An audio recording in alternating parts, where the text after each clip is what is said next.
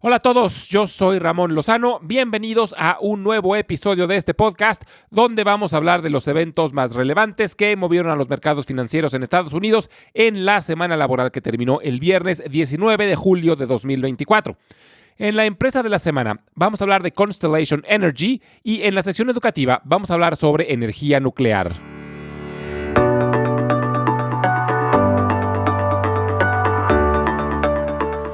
Fue una semana con mucha volatilidad y donde los principales índices tuvieron desempeños muy divergentes. El Dow Jones fue el único que logró un resultado positivo subiendo el 0.7%, pero el Standard & Poor's 500 cayó el 1.9% y el Nasdaq se desplomó el 3.6%. Esta divergencia muestra que seguimos teniendo una fuerte rotación fuera de empresas tecnológicas. Esto es relativamente normal. Las principales empresas tecnológicas llevan un magnífico avance este año, y es entendible que inversionistas quieran asegurar ganancias y tratar de posicionar ese dinero en empresas que no han participado del rally, pero que se puedan beneficiar más con los recortes en las tasas que muy probablemente empiecen en septiembre. Además, la administración del presidente Biden anunció un endurecimiento en las restricciones de chips a China.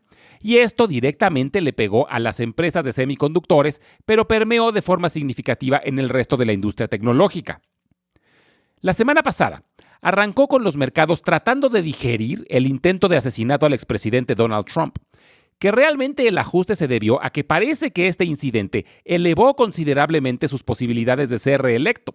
Porque, por ejemplo, vimos una fuerte apreciación en acciones de empresas petroleras y un desplome en empresas relacionadas a energías renovables. Y en este podcast no quiero dar mi opinión sobre Trump, ya que no es un podcast político y no quisiera entrar en ese debate. Pero sí me parece importante analizar las posibles consecuencias en los mercados en caso de que regrese a la presidencia. La bolsa ha tenido muy buen desempeño tanto con Trump como con Biden, pero hay una diferencia importante.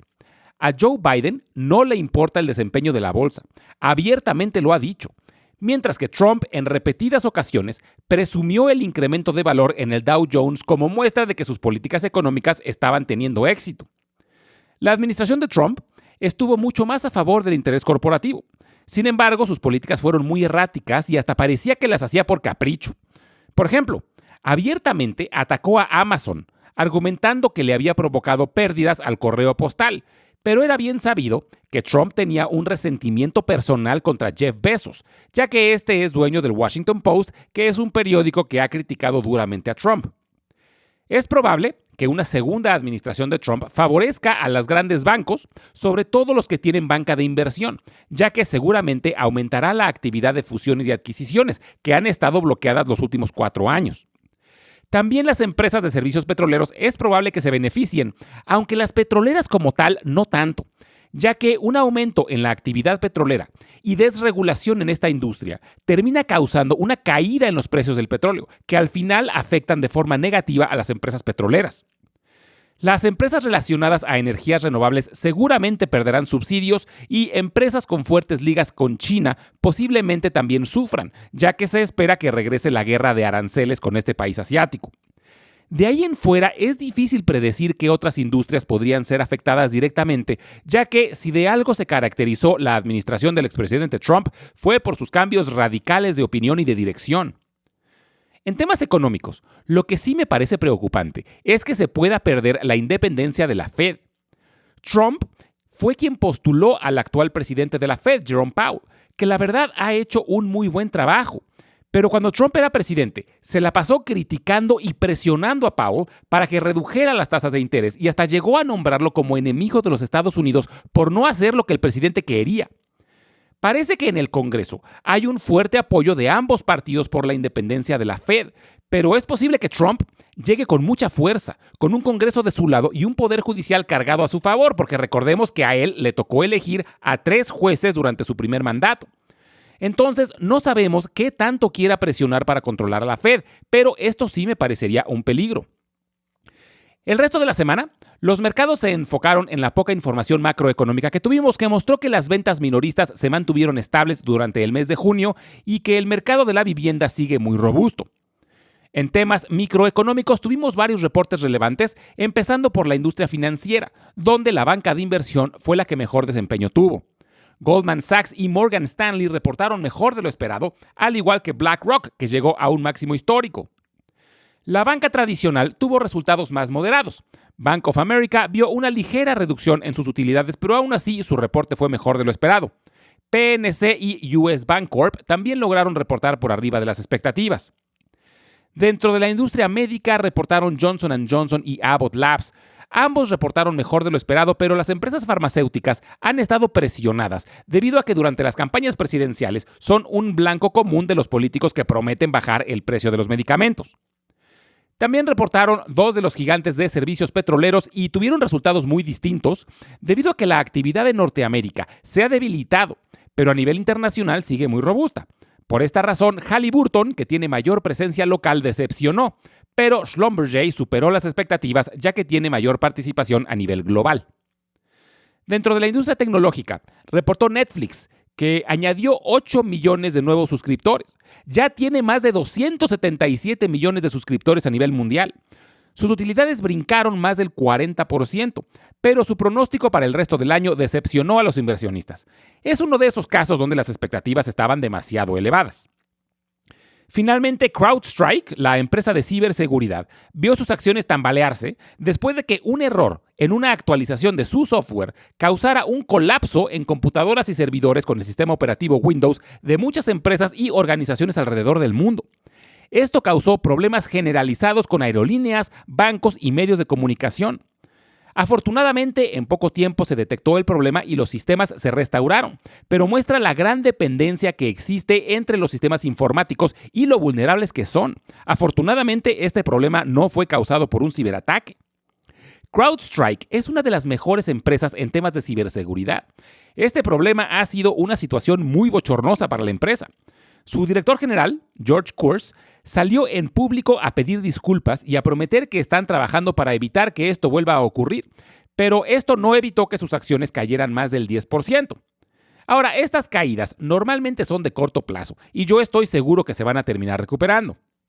Esta semana tendremos algunos reportes importantes, como el índice de gastos de consumo personal, que es el índice más usado por la Fed para medir la inflación, y tendremos un primer estimado sobre el crecimiento del Producto Interno Bruto de los Estados Unidos. Pero probablemente sean temas microeconómicos los que acaparen los reflectores, ya que se acelera el número de reportes trimestrales. Durante la semana tendremos información relevante en la industria de la tecnología con los reportes de Alphabet, Tesla, Spotify, SAP, Logitech, Texas Instruments y ServiceNow. También reportarán General Motors, Ford, Coca-Cola, Kimberly-Clark, Chipotle, Verizon, AT&T y Honeywell. Finalmente, el tema político puede traer sorpresas.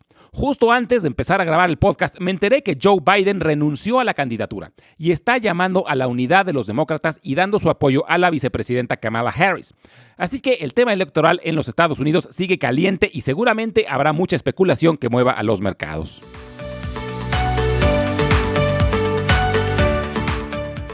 En la empresa de la semana, vamos a hablar sobre Constellation Energy. Su símbolo es CEG. Constellation Energy Corporation es una empresa estadounidense con sede en Baltimore, en el estado de Maryland. La compañía proporciona energía eléctrica, gas natural y servicios de gestión energética a cerca de 2 millones de clientes en los Estados Unidos. Su historia empieza en 1816 con la fundación de Baltimore Gas and Electric Company. A medida que el mercado de la energía fue evolucionando, la empresa se expandió a distintas regiones y adquirió otras empresas en el sector energético. Pero fue hasta 2022 cuando Constellation Energy se separó como una empresa independiente y cotizó por primera vez en el Nasdaq. La demanda de energía eléctrica en todo el mundo va en aumento a un paso muy acelerado. A nivel mundial, el crecimiento de la demanda se debe principalmente a que los países con economías emergentes o en vías de desarrollo crecen su industria y ofrecen electricidad a cada vez más porcentaje de su población. Pero en los países desarrollados, como en Estados Unidos, donde la infraestructura eléctrica cubre a prácticamente todo el país, la demanda también va en aumento. Cada vez más, tecnologías que antes dependían de combustibles fósiles están en transición hacia la energía eléctrica. Un claro ejemplo son los automóviles, que hasta hace poco dependían 100% de gasolina o diésel, pero los autos eléctricos se han vuelto más populares y se espera que poco a poco vayan ganando mercado. Otros ejemplos son las estufas, hornos y calentadores de agua. El gas natural aún es muy común en estos aparatos, pero cada vez más personas empiezan a elegir las alternativas que funcionan con energía eléctrica. Pero lo que más está aumentando la demanda en los Estados Unidos es el crecimiento de los centros de datos. Todas las empresas ya requieren centros de datos para almacenar y procesar su información. Y las grandes empresas tecnológicas están invirtiendo fuertemente en el crecimiento de infraestructura para soportar todos los servicios en la nube. Y lo que más está contribuyendo al consumo de los centros de datos es el desarrollo de la inteligencia artificial, ya que esta implica que se usen chips cada vez más poderosos y estos consumen mucha más energía. Por ejemplo, se estima que una consulta a ChatGPT consume 10 veces más energía que una búsqueda tradicional en Google. Este incremento en la demanda son buenas noticias para las empresas generadoras y suministradoras de energía eléctrica como Constellation Energy, que además es la empresa líder en los Estados Unidos en generación de energía limpia. El 90% de la energía que produce Constellation Energy es libre de emisiones de carbono. Aún el 10% de la energía que genera depende de combustibles fósiles, pero el resto se genera a partir de energía solar, eólica, geotérmica, hidráulica, pero sobre todo nuclear. Constellation es la empresa que más energía nuclear utiliza dentro de los Estados Unidos con 21 reactores. Las empresas suministradoras de servicios básicos suelen ser consideradas seguras porque aún en tiempos de crisis la gente no deja de pagar su recibo de energía eléctrica, pero normalmente tienen pocos prospectos de crecimiento. Sin embargo, Constellation Energy rompe un poco el molde, ya que sus prospectos de crecimiento están en doble dígito. Existe el temor de que una nueva administración de Trump afecte a empresas que se enfocan en energías limpias y renovables. Pero las grandes empresas tecnológicas, que son las que más están creciendo la demanda con sus centros de datos, tienen objetivos propios de reducir su huella de carbono, y Constellation Energy está muy bien posicionada para aprovechar esta oportunidad. La energía nuclear es la que se libera de forma espontánea o artificialmente en las reacciones ocurridas en el núcleo de un átomo. Esta energía puede ser liberada de dos formas distintas, una llamada fusión y la otra llamada fisión. La fusión nuclear ocurre cuando los núcleos de los átomos se combinan o se fusionan entre sí para formar un núcleo más grande y al combinarse emiten una cantidad enorme de energía. Por ejemplo, el elemento más sencillo y el primero de la tabla periódica es el hidrógeno. Cuando los núcleos de dos átomos de hidrógeno se fusionan, se crea un núcleo más grande, el de helio, que es el segundo elemento de la tabla periódica. Esta reacción ocurre de forma natural en las estrellas, como en el Sol, y por eso emiten tanta energía. Pero para que la fusión ocurra, se requieren condiciones de presión y temperatura altísimas. Los científicos han estado investigando y experimentando con la fusión desde los años 40. Y aunque la han logrado reproducir por cortos periodos, aún hay varios desafíos que tienen que resolver para lograr reacciones de fusión sostenidas que se puedan aprovechar de forma comercial. La otra forma de energía nuclear es la conocida como fisión. En la fisión ocurre lo contrario. En este caso, el núcleo de un átomo pesado, como el uranio o plutonio, se divide en dos o más núcleos de átomos más ligeros. Esta reacción también libera grandes cantidades de energía. El proceso se inicia cuando un núcleo pesado es bombardeado por un neutrón.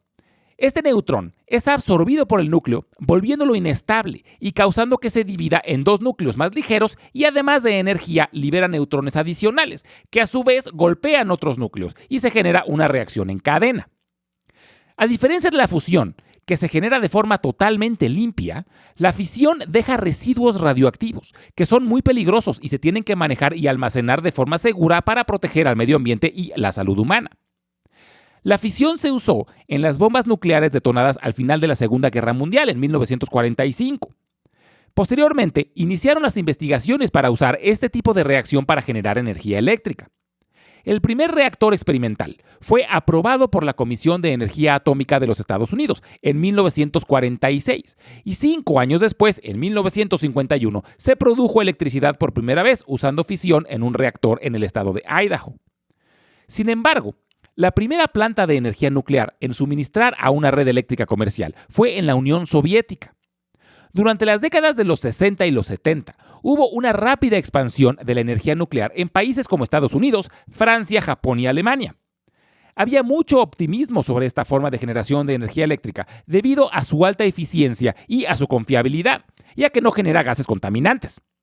Sin embargo, La década de los 80 trajo consigo dos accidentes que elevaron las preocupaciones sobre la seguridad nuclear. Primero, un accidente en Pensilvania, en la planta de Three Mile Island, que afortunadamente no tuvo consecuencias graves. Unos años después, en 1986, ocurrió la explosión y el incendio en la planta de Chernobyl, en la Unión Soviética, que resultó en el peor accidente nuclear de la historia. Estos dos sucesos crearon miedo sobre el desarrollo de la energía nuclear, lo que paró por muchos años el desarrollo en países desarrollados. Aunque otros países como China e India continuaron invirtiendo en nuevas plantas nucleares. En 2011, un terremoto y tsunami en Japón causaron un grave accidente en la planta nuclear de Fukushima, lo que llevó a una nueva reevaluación de la seguridad nuclear global. Pero a pesar de los grandes desafíos, el interés en la energía nuclear se ha renovado debido a su capacidad para generar grandes cantidades de electricidad con muy bajas emisiones de carbono. Uno de sus atractivos es que puede servir como respaldo de las energías intermitentes, como la solar y la eólica, cuando éstas no están en operación. El desarrollo de reactores avanzados prometen mejorar la seguridad y eficiencia, además de que existen proyectos internacionales que buscan avanzar en la fusión nuclear como una posible fuente de energía futura, lo que sería un logro enorme para la humanidad y una solución sostenible a las necesidades de energía globales. En conclusión, el mercado de energía nuclear a nivel mundial está en una fase de adaptación y evolución. Mientras algunos países están expandiendo y modernizando sus capacidades nucleares, hay otros que están optando por reducirla.